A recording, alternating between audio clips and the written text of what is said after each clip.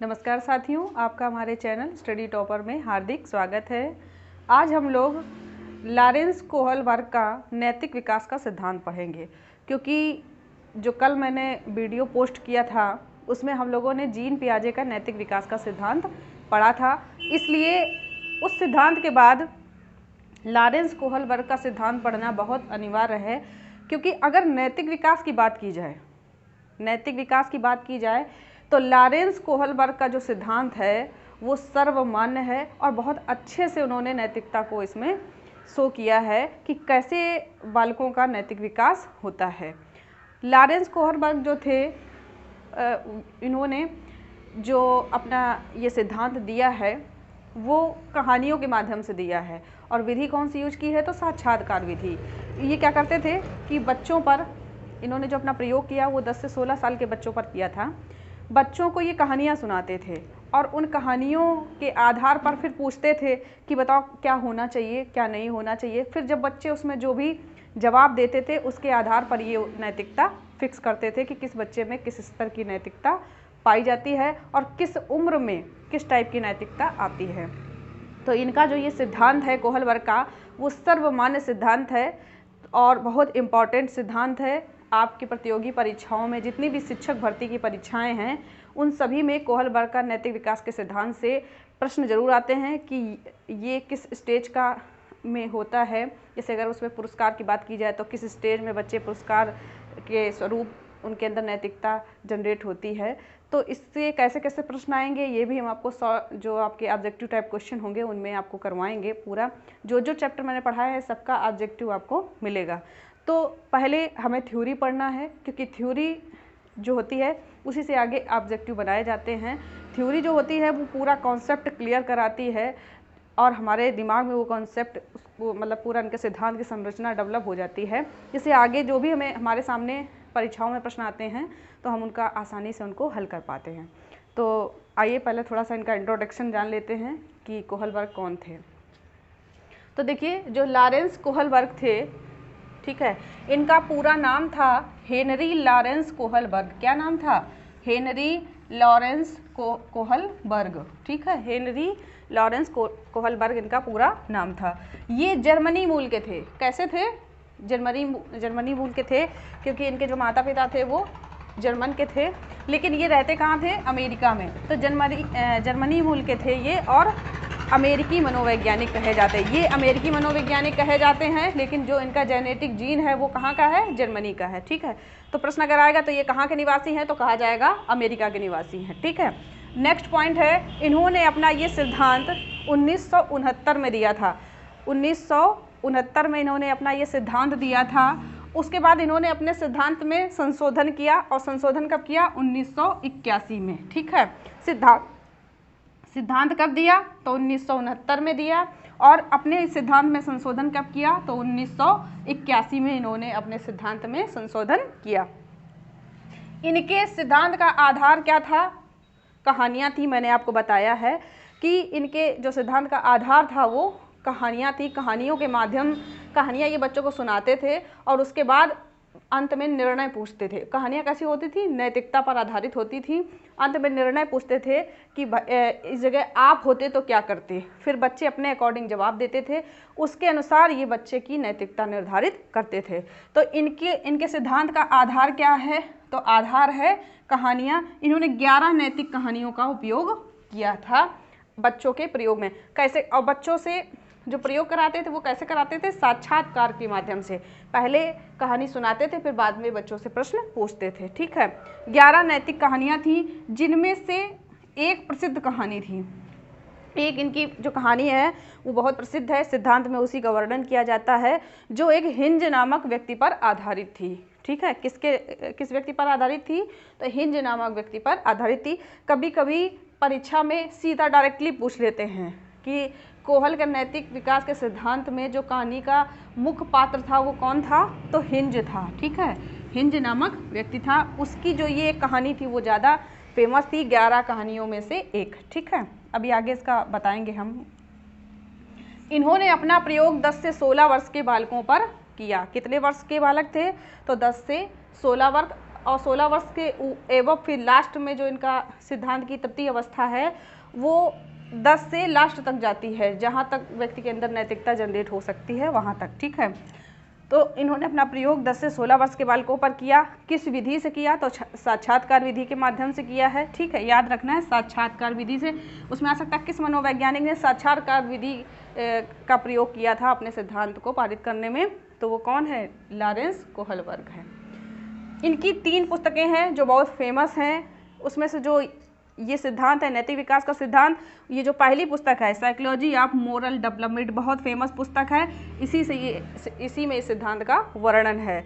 तो पहली पुस्तक है साइकोलॉजी ऑफ मोरल डेवलपमेंट। ठीक है, दूसरी पुस्तक है द फिलॉसफी ऑफ मोरल, और तीसरी पुस्तक है इनकी meaning and measurement of model development. ठीक है, meaning and measurement of moral development, moral development. ठीक है, तीसरी पुस्तक है meaning and measurement of moral development. ठीक है, ये 3 पुस्तक हैं जिसमें पहली पुस्तक बहुत फेमस है साइकोलॉजी ऑफ मोरल डेवलपमेंट। अच्छा, इनका जो ये सिद्धांत था इसमें 2 प्रमुख तत्व थे। 2 प्रमुख तत्व थे। एक क्या था? मोरल डिलेमा, जिसको हम लोग कहते हैं नैतिक दुविधा हिंदी में। मोरल डिलेमा को क्या कहते हैं? नैतिक दुविधा। और दूसरा शब्द इनका, दूसरा जो तत्व था मोरल रीजनिंग, नैतिक तर्कणा। क्या थी? नैतिक तर्कणा। ऐसी परिस्थितियां हमारे सामने हो जाती हैं जब हमारे सामने नैतिक दुविधा उत्पन्न होती है। जैसे कि मान लीजिए ये पेन है, ये हमें बहुत पसंद है, अब और ये पेन कहीं रखा हुआ है, अब मुझे पसंद बहुत है, मेरा मन कर रहा है कि मैं ये पेन ले लूँ, लेकिन हमारे अंदर की जो नैतिकता है वो कह रही नहीं ये दूसरे का है, वो नहीं देख रहा तो इसका मतलब क्या आप उसका पेन ले लोगे? लेकिन मन कर रहा नहीं ले लेते हैं। और दूसरी तरफ हमारा मन करता नहीं ये किसी दूसरे की। तो ये क्या होती है? बीच में क्या होती है? नैतिक दुविधा। नैतिक दुविधा और नैतिक तर्कणा जो है वो आपस में दोनों एक ही चीज़ हैं। तर्कणा मतलब ही, नैतिक तर्कणा का मतलब ही, जैसे जो एक तो ये हो गया कि मुझे ये चीज़ पसंद है, ठीक है, ले लेते हैं, और जब हमारा मन ये कहता है कि नहीं ये वस्तु दूसरे की है और बिना बताए किसी दूसरे की वस्तु को लिया नहीं जाता है, तो वो क्या, हमारे दिमाग में एक तर्क उत्पन्न हो रहा है जिसके कारण नैतिक दुविधा का जन्म होता है। हम दुविधा में पड़ जाते हैं कि हमें ये लेना है या नहीं लेना है। तो नैतिक तर्कणा और नैतिक दुविधा जो है वो आपस में मिले जुले शब्द हैं। आगे सिद्धांत में और समझ में आएगा। ठीक है, तो देखिए इनकी जो 11 कहानियाँ थी उनमें से एक कहानी सबसे ज़्यादा प्रसिद्ध थी जो हिंज नामक एक व्यक्ति पर थी। कहानी कैसे थी थोड़ा शॉर्ट में बता देते हैं कि हिंज नामक जो ये व्यक्ति था, इसकी पत्नी जो थी वो एक लाइलाज बीमारी से ग्रसित थी, यानी बहुत भयंकर बीमारी थी और इनके पास पैसे नहीं थे। अब ये एक डॉक्टर के पास गए और इन्होंने डॉक्टर से पूछा तो डॉक्टर ने कहा कि उन्होंने बताया कि एक स्टोर है जहाँ पे इनकी दवा मिल सकती है। हाल ही में ही उस व्यक्ति ने उस दवा का निर्माण किया है, लेकिन वो दवा बहुत महंगी है। तो इन्होंने कहा कोई बात नहीं, हम अपनी पत्नी की जान बचाने के लिए कुछ भी कर सकते हैं, है ना। मतलब बहुत गंभीर स्थिति थी उनकी कि या तो जान चली जाएगी या तो जान बच जाएगी। तो ये उस मेडिकल स्टोर वाले के पास गए और उससे बोला कि हमारी पत्नी को ये बीमारी है और डॉक्टर साहब ने सजेस्ट किया है हमें आपसे दवा चाहिए। उसने उस दवा का कई गुना ज़्यादा मूल्य बताया। तो ये इन्होंने बहुत प्रयास किया, ये जो हिंज नामक व्यक्ति था इसने बहुत प्रयास किया कि हम किसी तरीके से पैसा कलेक्ट करें, अपने दोस्तों से लिया, अपने व्यवहारियों से लिया, अपने रिश्तेदारों से लिया, लेकिन फिर भी वो उतना पैसा अरेंज नहीं कर पाया जितना उस दवा का मूल्य था। उधर एक तरफ उनकी पत्नी जो है थी वो बीमारी के कारण जो उसकी हालत ख़राब हो रही थी, यानी वो बिल्कुल मरने की कंडीशन पे थी, और दूसरी तरफ इनके पास पैसा नहीं हो पा रहा था। तो अब इस जगह क्या हुआ कि ये नैतिक दुविधा में पड़ गए। अब इसने सोचा लाओ हम चोरी कर लेते हैं। तो एक तरफ क्या इसको लग रहा था कि अगर चोरी करना अच्छी बात नहीं है, और दूसरी तरफ नहीं हमें करनी पड़ेगी क्योंकि हमारी मजबूरी है। इस जगह पे करें या ना करें, करें या ना करें, ये क्या हो जाता है, दुविधा हो जाती है। यानी और हमारे दिमाग में तर्क होता है कि अगर हम चोरी करते हैं तो क्या होगा, मतलब हमें ये दवा ले लें तो क्या इसके परिणाम पुलिस हमें ले जा सकती है, हमारे ऊपर केस हो सकता है ना। और अगर हम नहीं लेते तो मेरी पत्नी मर सकती है, उसके बाद हमारे परिवार का क्या होगा। तो यहाँ तर्क जनरेट होता है और उसी समय आपकी दुविधा भी जनरेट होती है, जब वो व्यक्ति निर्णय नहीं ले पाता कि हमें क्या करना चाहिए क्या नहीं करना चाहिए, और फाइनली जो करता है उसको हम लोग क्या कहते हैं, नैतिक कार्यवाही। क्या कहते हैं, नैतिक कार्यवाही। ये जो शब्द हैं नैतिक दुविधा, नैतिक तर्कणा और नैतिक कार्रवाई, ये किसने दिए हैं, कहीं भी एग्जाम में ये शब्द मिल जाते हैं तो आप आंख बंद करके लॉरेंस कोहलबर्ग को लगा सकते हैं। ठीक, चलिए अब आगे इनके सिद्धांत पर चलते हैं। तो इन्होंने अपने सिद्धांत में दो प्रमुख तत्व दिए हैं, एक नैतिक दुविधा और एक नैतिक तर्कणा। दोनों आपस में मिले जुले शब्द हैं। जब भी हमारे सामने कोई ऐसी विषम परिस्थिति आती है जहां हमारी नैतिकता हमें छोड़नी पड़ती है, उस जगह हमारे अंदर एक नैतिक तर्क जनरेट होता है कि क्या करें, और उसके बाद दो ऐसी विपरीत विचारधाराएं हमारे सामने आ जाती हैं, जो एक सही होती है एक गलत होती है। उसमें हम जब निर्णय नहीं कर पाते हैं तो उसको हम लोग क्या कहते हैं, नैतिक दुविधा कहते हैं। चलिए आगे चलते हैं। देखिए, हमने बताया इनके सिद्धांत में दो प्रमुख तत्व हैं, एक नैतिक तर्कणा और एक नैतिक दुविधा, और इन्होंने अपना सिद्धांत 3 स्तरों में दिया है। कितने स्तर हैं, 3 स्तर हैं। कितने स्तर हैं, 3 स्तर हैं, और प्रत्येक स्तर में 2 अवस्थाएं हैं। यानी अगर पूछा जाए कि इनके सिद्धांत में स्तर कितने हैं, 3, इन्होंने कितनी अवस्थाएं बताई हैं, तो 6 अवस्थाएं बताई हैं।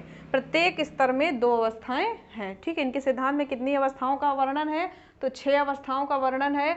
स्तर कितने हैं, तो 3 स्तर हैं और 2 प्रमुख तत्व हैं। ठीक है, आप देखते हैं जिसमें ये जो 3 स्तर हैं वो कौन कौन से हैं। तो पहला है आपका पूर्व नैतिकता, या इसको हम लोग कहते हैं पूर्व परंपरागत या पूर्व रूढ़िगत स्तर या पूर्व औपचारिक स्तर। ठीक है, तो पहला है पूर्व नैतिकता, ठीक है, दूसरा है परंपरागत नैतिकता और तीसरा है पश्च परंपरागत नैतिकता। ये 3 स्तर हैं, 3 ये स्तर हैं, और इनके 6 जो है वो अवस्थाएं होंगी, जिसमें अभी हमने आपको पहला यहाँ नोट किया है। पहला जो आपका स्तर है वो है पूर्व नैतिकता, यानी नैतिकता से पहले की स्टेज, पूर्व नैतिकता या पूर्व परंपरागत नैतिकता या पूर्व रूढ़िगत स्तर या पूर्व औपचारिक स्तर। ठीक है, ये इसके कई सारे नाम हैं, जिसको हम लोग, इनके नाम को इंग्लिश में एक ही नाम होता है, उसको हम लोग कहते हैं प्री कन्वेंशनल स्टेज। क्या कहते हैं, प्री कन्वेंशनल स्टेज। अब देख लीजिए, जो इनकी पहली स्टेज है या पहली जो नैतिकता है, जिसको हम लोग पूर्व नैतिकता कहते हैं, इसका जो इन्होंने कार्यकाल रखा है वो कितना रखा है, 4 से कार्यकाल है 4 से 10 वर्ष। अच्छा, कार्यकाल के विषय में काफ़ी कन्फ्यूजन रहती है, अलग अलग जो राइटर हैं उनकी बुक्सों में अलग अलग जो डेट है वो दे रखते हैं।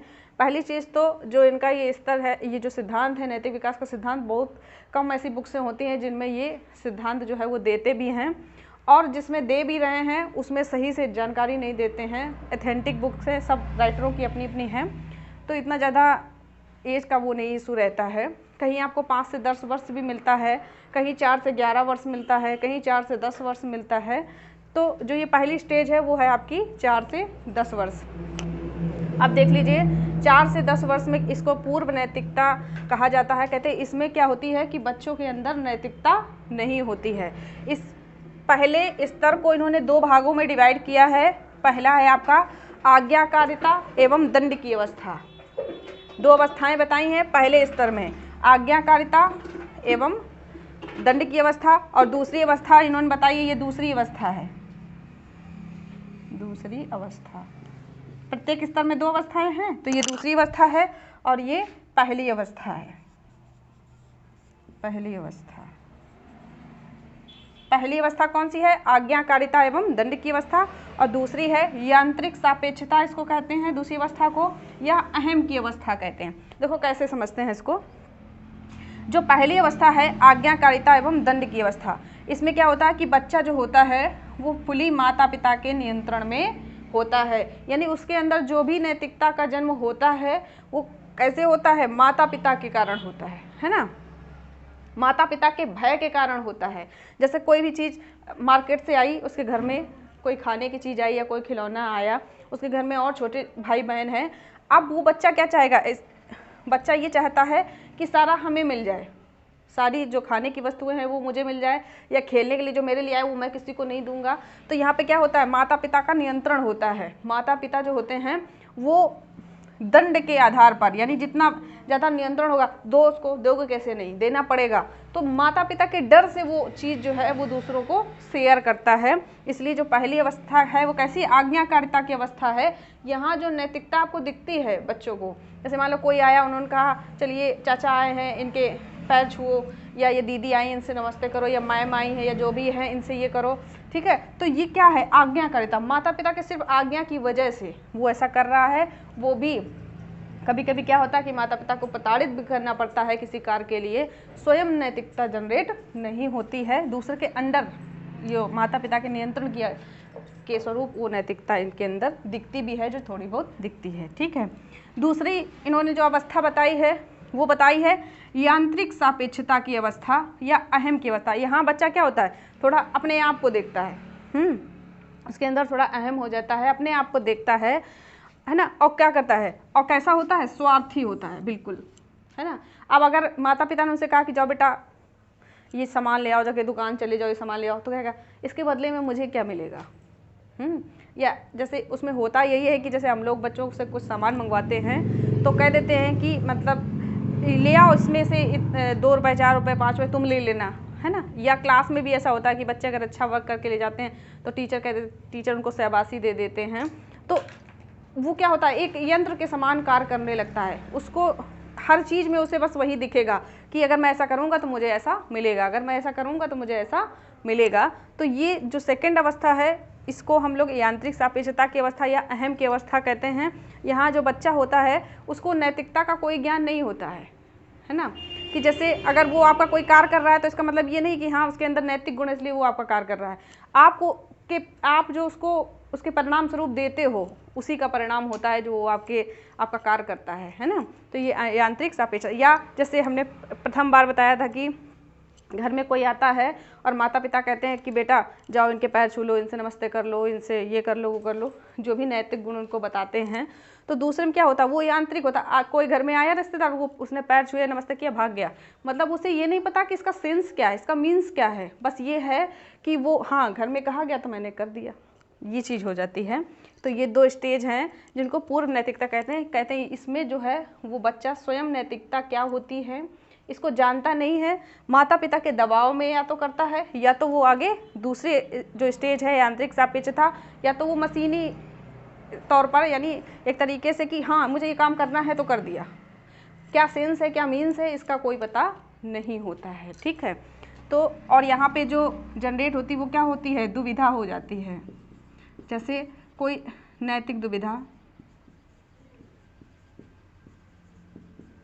यहाँ अभी क्या है, बच्चों के अंदर नैतिक तर्कना जनरेट नहीं होती है प्री स्टेज में, सिर्फ क्या होता है नैतिक दुविधा होती है। जैसे कोई माता पिता कोई सामान लेकर आए और वो छोटे बच्चे भाई को दिलवा रहे हैं, छोटे भाई बहनों को दिलवा रहे हैं खाने की चीज़ या खेलने की चीज़। अब वो सोचता मैं दूँ या ना दूँ, दूँ या ना दूँ। तो यहाँ पे क्या उसके मन में दुविधा सिर्फ होती है, अभी यहाँ तर्क का जन्म नहीं होता है, ठीक है। तो ये 2 स्टेज हैं इसकी, पहली आज्ञाकारिता एवं दंड की अवस्था और दूसरा यांत्रिक सापेक्षता या अहम की अवस्था। ये पहला स्तर था जिसकी 2 अवस्थाएं थी। अब दूसरा स्तर परंपरागत देखेंगे हम लोग। देखिए जो दूसरा स्तर है इनका, ठीक है, सिद्धांत के कितने स्तर हैं, तो 3 स्तर हैं। दूसरा जो स्तर है वो है परंपरावादी स्तर, या इसको हम नैतिक स्तर कह सकते हैं, या रूढ़िगत स्तर भी कहा जाता है, इसके नाम है ये, या औपचारिक स्तर भी कहा जाता है। नाम से ही शो हो रहा है परंपरावादी स्तर, यानी जो सोच पुरानी पहले से चली आ रही है, इसीलिए इसको रूढ़िगत स्तर भी कहते हैं। पुरानी सोच के अकॉर्डिंग बच्चे को ढलना है, ठीक है। अभी दिखाएंगे एक स्टेज में वो पुरानी रूढ़िगत जो स्टेज है उसमें ढलने के लिए उसको बोला जाता है, एक तरफ वो अपनी स्वयं की पहचान बनाना चाहता है। ये स्टेज 2 भागों में डिवाइड हो गई है। मतलब जो ये दूसरा स्तर जो है हमारा परंपरागत स्तर कहें या परंपरावादी स्तर कहें या नैतिक स्तर कहें या रूढ़िगत स्तर कहें या औपचारिक स्तर कहें, इंग्लिश में एक ही नाम है, कन्वेंशनल स्टेज। पहला वाला क्या था, प्री कन्वेंशनल स्टेज, ये कन्वेंशनल स्टेज, और लास्ट वाला क्या होगा, पोस्ट कन्वेंशनल स्टेज, पश्च या उत्तर नैतिकता जिसको हम लोग बोलते हैं। तो ये कन्वेंशनल स्टेज है। इसकी आयु क्या रखी गई है, 10 से 13 वर्ष रखी गई है, 10 से 13 वर्ष इसकी आयु रखी गई है। अब देखो इसमें 2 अवस्थाएं बनती हैं, मैंने बताया था तीनों स्तर की 2-2 अवस्थाएं हैं, यानी टोटल 6 अवस्थाओं का वर्णन किया गया है। तो ये जो सेकंड है परंपरावादी स्तर, इसमें 2 अवस्थाएं बनी हैं। पहली अवस्था जो है वो है, उसका नाम जो देख लीजिए, उसको हम लोग कहते हैं अंतःवैयक्तिक अवस्था। क्या कहते हैं? अंतःवैयक्तिक अवस्था कहते हैं, या सामंजस्य की अवस्था कहते हैं। जैसे माता पिता कुछ कहते हैं और बच्चे कुछ चाहते हैं करना, लेकिन फिर भी वो माता पिता के अकॉर्डिंग व्यवहार करने लगते हैं। इसका मतलब क्या है? वो परिवार में सामंजस्य करते हैं, है ना, विचारों में सामंजस्य करते हैं। तो इसलिए सामंजस्य की अवस्था भी कही जाती है। यहाँ भी आपको देख सकते हैं आप कि थोड़ा माता पिता का कंट्रोल यहाँ भी दिख रहा होगा। अगला सुनहरा नियम की अवस्था कहा जाता है। इसमें क्या होता है कि बच्चे, देखो सीधी सी बात है कि इधर जो एज रखी गई है 10 से 13 वर्ष रखी गई है, यानी उत्तर बाल्यावस्था है और स्टार्टिंग किशोरावस्था भी देखने को मिल रही है ना। तो क्या हो जाता है, जब उत्तर बाल्यावस्था होती है उस टाइम बच्चे जो होते हैं वो माता पिता के कंट्रोल में ही होते हैं, है ना। तो सुनहरा नियम की अवस्था, अब यहाँ पे क्या, वो सुनहरे सपने देखते हैं कि यार मैं ये बनूंगा, लाओ मैं वो बन जाता हूँ, लाओ मैं ये कर लूँ, लाओ मैं वो ये कर लूँ, है ना। तो यहाँ पे क्या, सुनहरे सपने, अच्छे सपने देखते हैं वे, इसलिए इनको सुनहरा नियम की अवस्था भी कहा जाता है। सिर्फ उनका विचार मन में चलता है। अगला प्रशंसा की अवस्था। यहाँ पे बच्चे क्या, प्रशंसा पाना चाहते हैं, अपने माता पिता से प्रशंसा पाना चाहते हैं कि अगर मैं अच्छा बन जाऊँगा, है ना, तो माता पिता मेरी बहुत बड़ाई करेंगे, मेरी हर जगह वाहवाही होगी। तो इसलिए इसको प्रशंसा की अवस्था भी कहा जाता है। अच्छा, एक और है अनुकरण की अवस्था। तो क्या करते हैं, समाज में जो लोग होते हैं, यानी जिनका अच्छा ओहदा होता है या अच्छी स्टेज पर होते हैं, अच्छी जॉब करते हैं, लोग जिनको ज़्यादा सम्मान देते हैं, उनका अनुकरण करते हैं कि मैं इनके तरीके से बनूंगा, मैं इनकी तरीके से कार्य करूंगा। तो ये क्या होती है, अनुकरण की अवस्था होती है। इसको अनुकरण की अवस्था भी कहा जाता है। उसके बाद इसको अच्छा लड़का अच्छी लड़की की अवस्था भी कहा जाता है। यानी यहाँ बच्चे क्या है कि अच्छा बनने का प्रयास करते हैं कि देखो उनका लड़का ऐसा है, माता पिता भी एग्जाम्पल दे देते हैं देख के कि देखो उनका लड़का कितना पढ़ता है, देखो उनके लड़के कितने अच्छे नंबर आए हैं, तुम भी ऐसा करो, तुम भी ऐसा करो, है ना। तो बच्चे भी ये सोचने लगते कि हाँ, जैसा उनका लड़का, पापा कह रहे हैं, मम्मी कह रही, तो जैसा वो करते वैसा हम भी करने लगेंगे। तो अच्छा लड़का अच्छी लड़की बनने की अवस्था भी इसको इसीलिए कहा जाता है क्योंकि ये अपने आप को यहाँ समाज में अच्छा साबित करने का प्रयास करते हैं। लेकिन यहाँ पर सिर्फ एक चीज़ है कि कंट्रोल होता है, किसका, माता पिता का, शिक्षकों का। बच्चा अभी भी यहाँ क्या है, कंट्रोल में है। अच्छा बनना चाहते हैं, लेकिन किन के लिए, माता पिता के लिए या टीचरों के लिए, है ना। इसीलिए वो दूसरों का अनुकरण भी करते हैं, जो समाज में अच्छे, जिनका अच्छा रुतबा है या जिनका अच्छा क्रेज है। जैसे मान लो बच्चा अगर महात्मा गांधी के तरीके से बनना चाहता है, तो सीधी सी बात है कि कहीं ना कहीं वो उससे इम्प्रेस होगा, है ना, उन्हीं के तरीके से बनने का सोच रखता है। तो ये पहली कंडीशन हुई। दूसरी कंडीशन देखो जरा, यहाँ क्या है, माता पिता कह रहे हैं कि बेटा तुम उनकी, वो दीदी देखो उन्होंने ये एग्ज़ाम क्वालिफाई कर लिया है, उनके लड़के ने वो एग्ज़ाम क्वालिफाई कर लिया है, रिलेशन में एग्जाम्पल देने लगते हैं, आप उसकी तरीके से तैयारी करो, उनसे पूछो वो कैसे पढ़ते थे, वो कौन सी बुक्स पढ़ते थे। तो बच्चा दूसरों के तरीके से बनना चाह रहा है प्रथम स्टेज में। अब दूसरी स्टेज देखिए, दूसरे स्टेज में क्या है, दूसरे स्टेज को कहते हैं स्व पहचान की अवस्था। बच्चा जो है वो कुछ और बनना चाह रहा है, उसका मन जो है कुछ और। जैसे 3 इडियट मूवी देखी होगी सभी लोगों ने, है ना, उसमें स्पष्ट रूप से यही तो कहा गया, माता पिता कुछ और चाहते हैं कि मेरा बच्चा ये बने, इंजीनियर बने, डॉक्टर बने, लेकिन बच्चा जो है वो कुछ और ही, फोटोग्राफर बनना चाह रहा है, कोरियोग्राफर बनना चाह रहा है, या बेकरी शॉप खोलना चाह रहा है। लेकिन माता पिता चाह रहे हैं कि आज की जो समाज की सोच है वो यही है कि बच्चे जैसे बच्चों के थ्रू अपने सपने पूरा करना चाहते हैं, है ना, बच्चों के थ्रू कि हाँ मेरा बच्चा ये बन जाए। जन्म हुआ नहीं कि निर्धारण हो गया उसे क्या, वो दीदी एक तरीके से बनेगा, वो भैया एक तरीके से बनेगा।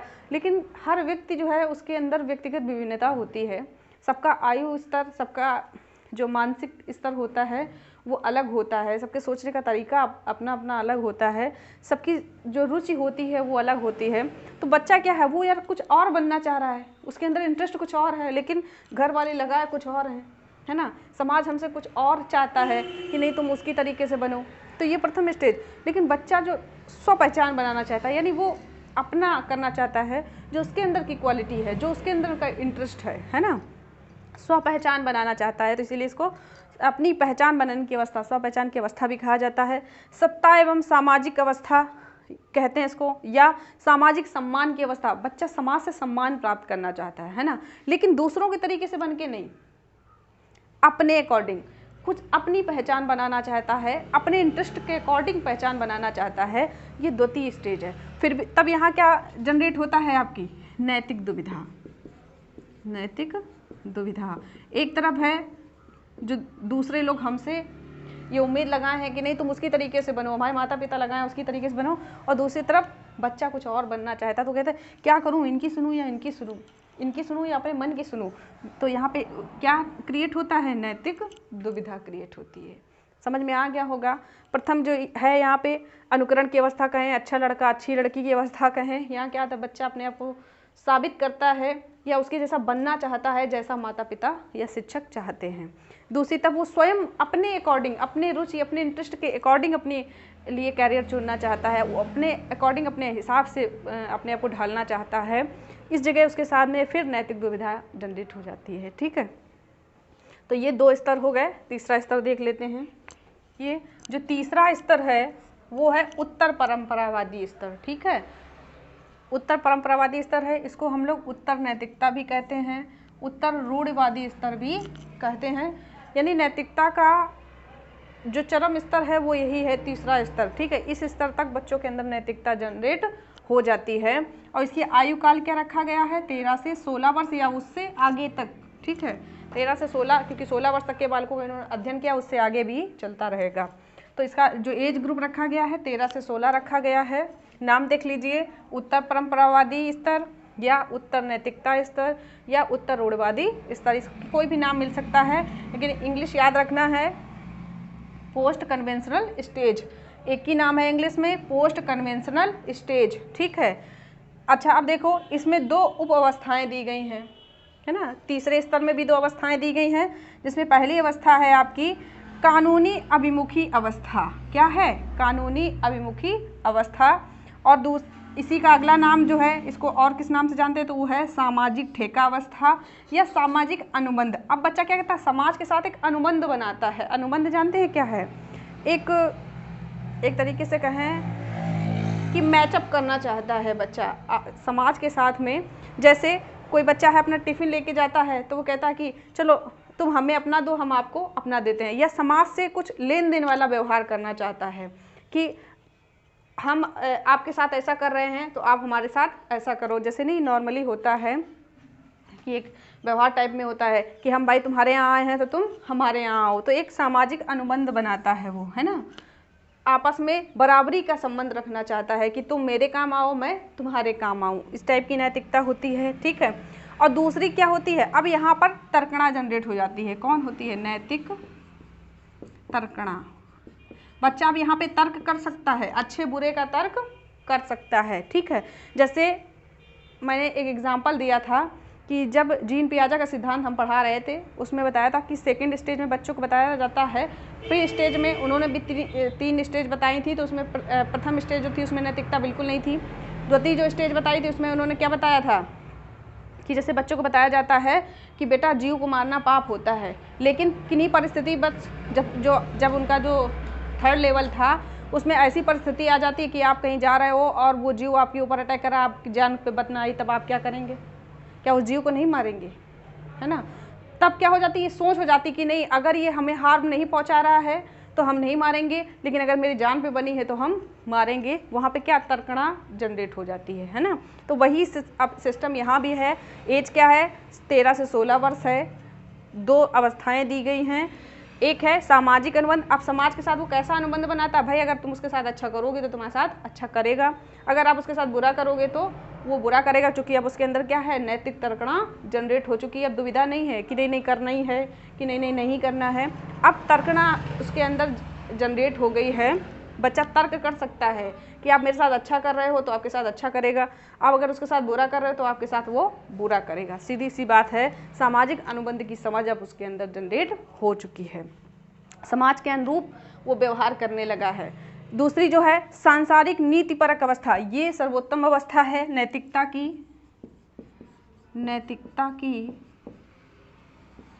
सर्वोत्तम अवस्था।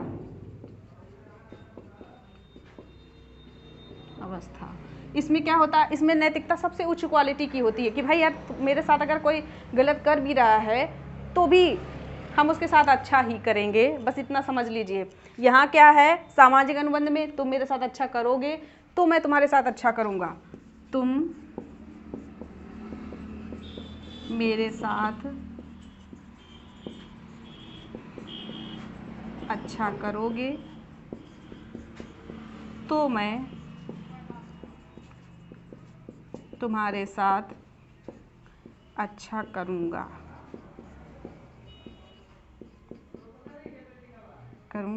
ठीक है, ये क्या है, सामाजिक उपबंध है, समाज के साथ एक टाई अप है।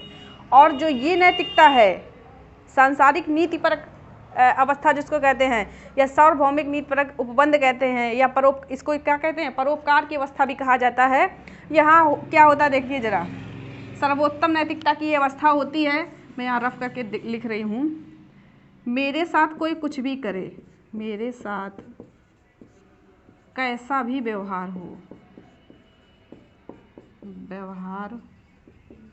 हो परंतु मैं सबके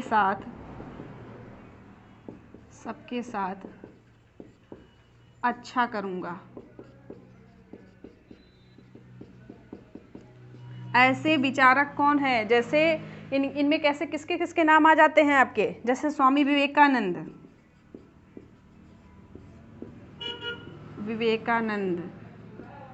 महात्मा गांधी,